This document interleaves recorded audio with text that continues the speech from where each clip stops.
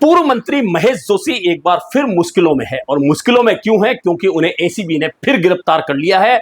दरअसल महेश जोशी के साथ में जल जीवन घोटाले में 960 करोड़ के भ्रष्टाचार का मामला जुड़ा हुआ है और मनी लॉन्ड्रिंग का मामला जुड़ा हुआ है। और इस मामले को लेकर महेश जोशी पहले भी परेशानियों का सामना करते हुए 7 महीने की जेल काट चुके हैं और दिसंबर में सुप्रीम कोर्ट से उन्हें जमानत मिली थी। लेकिन अब एक बार फिर जलदाय विभाग के पूर्व एसीएस रहे पूर्व आईएएस सुबोध अग्रवाल की गिरफ्तारी के बाद में यह तलवार लटक रही थी कि महेश जोशी की गिरफ्तारी भी होगी। और आज सुबह तड़के 5 बजे एसीबी की टीम महेश जोशी के निवास पर पहुंची और लगभग 1 घंटे की बातचीत करी और 1 घंटे तक की पूछताछ करी। उसके बाद उन्हें गिरफ्तार कर लिया गया। गिरफ्तार करने के बाद उन्हें जयपुरिया अस्पताल ले जाकर मेडिकल करवाया गया और फिर कोर्ट में पेश किया गया, जहां एसीबी ने 5 दिन का रिमांड मांगा और 5 दिन का रिमांड उन्हें दे दिया गया है। यानी कि 5 दिन तक अब एसीबी की एसआईटी महेश जोशी से पूछताछ करेगी। लेकिन टाइमिंग को लेकर फिर सवाल उठ रहे, क्या महेश जोशी के जीवन में कुछ ऐसे मौके हैं जो उन्हें ज्यादा परेशान करते हैं? आप देखिए, जब पहली बार महेश जोशी को ईडी ने गिरफ्तार किया था तब उनकी पत्नी कौशल जोशी बेहद गंभीर बीमार थी और जब महेश जोशी की गिरफ्तारी हो गई अप्रैल 2025 की बात है, तब कुछ दिन बाद ही कौशल जोशी का निधन हो गया था और उसके बाद महेश जोशी को कुछ दिन के लिए पैरोल मिली थी या जमानत मिली थी। उसके बाद उन्हें 7 महीने तक जेल रहना पड़ा था और दिसंबर में उन्हें जमानत मिली थी। उस समय महेश जोशी ने कहा, मैं निर्दोष हूं और न्याय की लड़ाई लड़ता रहूंगा। उसके बाद में यह मामला फिर उठा जल जीवन मिशन का और राजस्थान में 10 से ज्यादा इंजीनियरों की गिरफ्तारी के अलावा एसीएस रहे जलदाय विभाग के सुबोध अग्रवाल जो पूर्व आईएएस है, वे पिछले दिनों फरार चल रहे थे। लेकिन अचानक उनकी गिरफ्तारी होती है और गिरफ्तारी के बाद में यह लगने लगा था कि क्या महेश जोशी पर फिर संकट आ सकता है, और वह संकट आ गया और महेश जोशी की गिरफ्तारी एसीबी ने कर ली है। लेकिन इस गिरफ्तारी में पूछताछ होगी, क्या निकलेगा क्या नहीं, ये तो बात की बात है।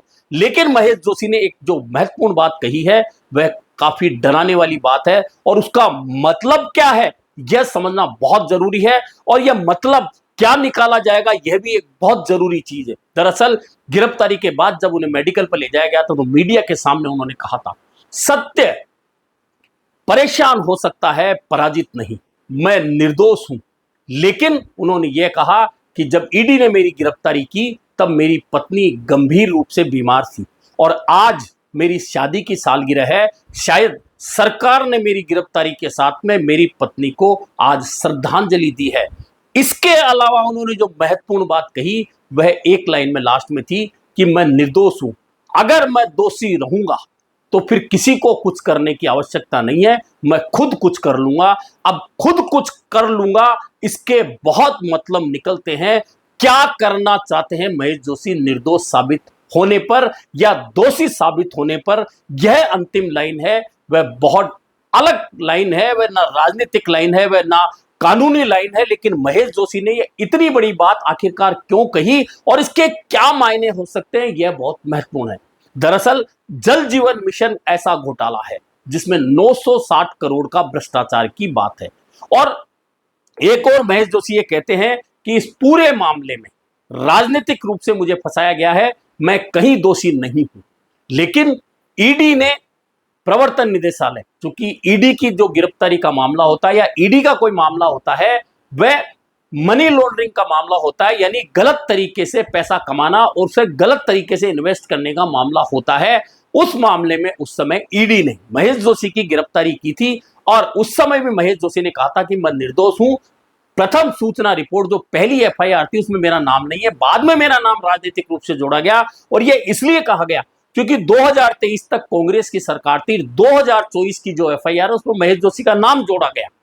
ऐसे में महेश जोशी बार बार राजनीतिक रूप से उन्हें फंसाने की बात करते हैं, साजिश की बात करते हैं। हालांकि घोटाला हुआ है, भ्रष्टाचार हुआ है, पुराने पाइप लगे हैं, बहुत सारे टेंडरों में गड़बड़ी हुई है, यह बात पकड़ में आई है।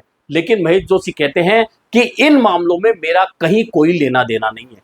इसके बावजूद ईडी की गिरफ्तारी, 7 महीने तक की जेल और अब एसीबी की ओर से उन्हें गिरफ्तार किया जाना। राजनीतिक बात जो उन्होंने कही है वह यह है कि यह एक ऐसा मामला है जिसे राजनीतिक रूप से भाजपा भुनाना चाहती है। और भाजपा ने विधानसभा चुनाव में भी इस मामले में भ्रष्टाचार के आरोप लगाकर इस मामले को भुनाया और वोट लिया था। ऐसे में मेरी जो गिरफ्तारी बार बार हो रही है, दरअसल भाजपा जल जीवन मिशन के इस मामले को जिंदा रखना चाहती है ताकि इसका राजनीतिक लाभ उठा सके। अब राजनीतिक लाभ बीजेपी उठाएगी नहीं उठाएगी, उसे कितना लाभ मिलेगा, कितना हानि होगी, ये अलग बात है। लेकिन राजनीतिक रूप से महेश जोशी को इस मामले ने बहुत भयंकर तरीके से डैमेज कर दिया है। दरअसल राजनीतिक रूप से अशोक गहलोत की सरकार रहते हुए महेश जोशी बहुत मजबूत रहे हैं। दरअसल पहली बार जब वे विधानसभा का चुनाव जीते तो अशोक गहलोत के मुख्यमंत्री काल में वे उप सचेतक बन गए और जयपुर की पूरी राजनीति उनके इर्द गिर्द घूमती रही। दूसरी बार जब अशोक गहलोत सरकार आई तो महेश जोशी जयपुर से सांसद का चुनाव जीतकर चले गए, तब भी उनका पावर जयपुर में अच्छी तरह नजर आ रहा था तमाम लोगों को। और जब फिर तीसरी बार अशोक गहलोत मुख्यमंत्री बने और विधानसभा चुनाव जीतकर महेश जोशी फिर विधानसभा पहुंचे तो उन्हें जलदाय विभाग जैसा बड़ा मंत्रालय दिया गया। तब भी जयपुर की राजनीति में प्रताप सिंह वर्सेज महेश जोशी का टकराव तो देखने को मिला, लेकिन महेश जोशी की राजनीति का पावर इसलिए ज्यादा रहा क्योंकि वे अशोक गहलोत के विश्वस्त लोगों में रहे। लेकिन पहले ईडी की गिरफ्तारी, और ईडी की गिरफ्तारी का मतलब था उससे पहले उनका टिकट विधानसभा का कट चुका था, वह राजनीतिक कारण कांग्रेस की लड़ाई के थे।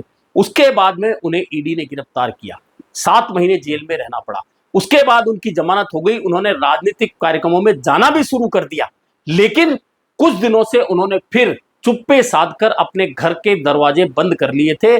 और सुबोध अग्रवाल की जैसे ही गिरफ्तारी हुई, यह चर्चा होने लगी थी कि क्या महेश जोशी भी एक बार फिर इस मामले में गिरफ्तार हो सकते हैं। हालांकि इसी मामले में जिसमें ईडी ने उन्हें गिरफ्तार किया था और मनी लॉन्ड्रिंग के मामले में गिरफ्तार किया था, उसमें सुप्रीम कोर्ट से उन्हें जमानत मिली हुई है। लेकिन अब एसीबी का यह मामला है, कहा जाता है ये अलग एफआईआर है जिसमें एसीबी ने उन्हें बुलाया है और गिरफ्तार किया है। गिरफ्तारी के बाद में अब 5 दिन का चूंकि रिमांड हो गया है, 5 दिन अब एसीबी की एसआईटी जो बनाई गई है इस पूरे मामले की तह तक जाने के लिए, वह महेश जोशी से पूछताछ करेगी। और पूछताछ के बाद क्या निकलता है, महेश जोशी क्या बताते हैं क्या नहीं बताते हैं, क्या सुबोध अग्रवाल महेश जोशी को आमने सामने बिठाकर पूछा जाता है, क्या सुबोध अग्रवाल ने कोई पॉइंट दिया जिसकी वजह से महेश जोशी की गिरफ्तारी हुई है, या कोई और ऐसा कागजात एसीबी की पकड़ में आया जिसकी वजह से महेश जोशी की गिरफ्तारी हुई है।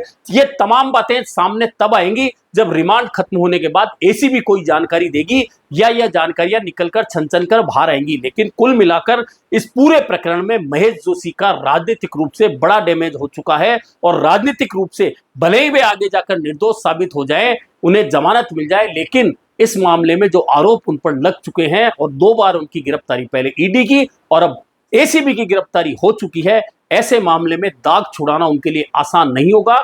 और दाग अगर छूट भी जाएंगे तो राजनीतिक रूप से वह जगह उन्हें मिलना मुश्किल होगी जिस जगह चलते हुए वे राजनीति में आगे बढ़ रहे थे और स्थान बना लिया था। ऐसे में महेश जोशी की एसीबी में यह गिरफ्तारी, जो अब उनकी दूसरी गिरफ्तारी है, वह उन्हें आगे और मुश्किलों में डालती नजर आ रही है।